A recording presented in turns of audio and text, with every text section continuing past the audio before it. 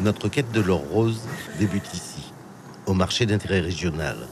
Sur les étals des poissons, différents produits de la mer, mais point de crevettes.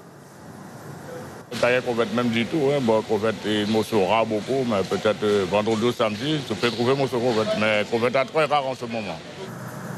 De l'autre côté de la rue, la plus ancienne pêcherie de Guyane. Ici, depuis un demi-siècle, on exploite la crevette.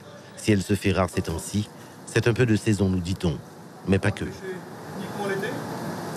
Aujourd'hui, nous n'avons que 20 navires en Guyane qui pêchent la crevette. Il n'y a que 20 chalutiers. Sur ces 20 chalutiers, vous en avez peut-être 12 qui sont opérationnels. Et sur ces 12, en cette période qui n'est pas la saison de la pêche de la crevette, il n'y en a que 4 qui tournent. Et en tout cas, en ce qui concerne le CTF chez IFIS, les 3 navires qui tournent en roulement, on est en moyenne à une perte de 10 à 15 000 euros par campagne de pêche. Depuis l'entrée en basse saison, 7 à 8 tonnes de captures sont traitées quotidiennement, contre 17 à 18 au plus fort de l'activité crevettière. Ici, on travaille pour l'exportation, mais aussi pour alimenter le marché local. Une double mission, malgré de gros problèmes structurels. Nous sommes sur une flotte qui est vieillissante. La moyenne d'un chalutier aujourd'hui en Guyane, c'est 30 ans. Vous avez des navires qui ont plus de 30 ans.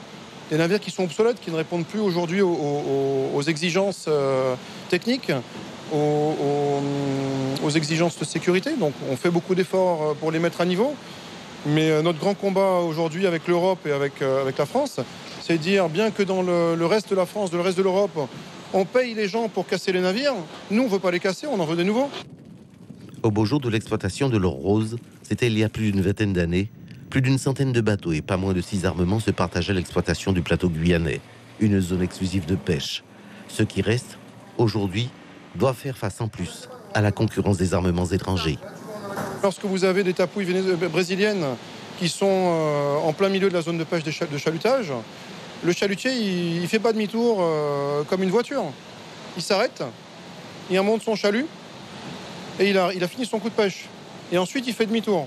Donc lorsque vous avez les Brésiliens qui leur bloquent le passage, quand vous avez des kilomètres et des kilomètres de filets comme une muraille, comme une grande barrière, en plein milieu de l'océan, mais le chalutier, lui, s'arrête.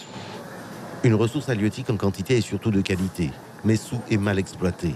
Le paradoxe est non des moindres du filon or rose, constat effectué de longue date et qui fait s'interroger sur l'avenir d'une filière qui, naguère encore, était considérée comme économiquement porteuse.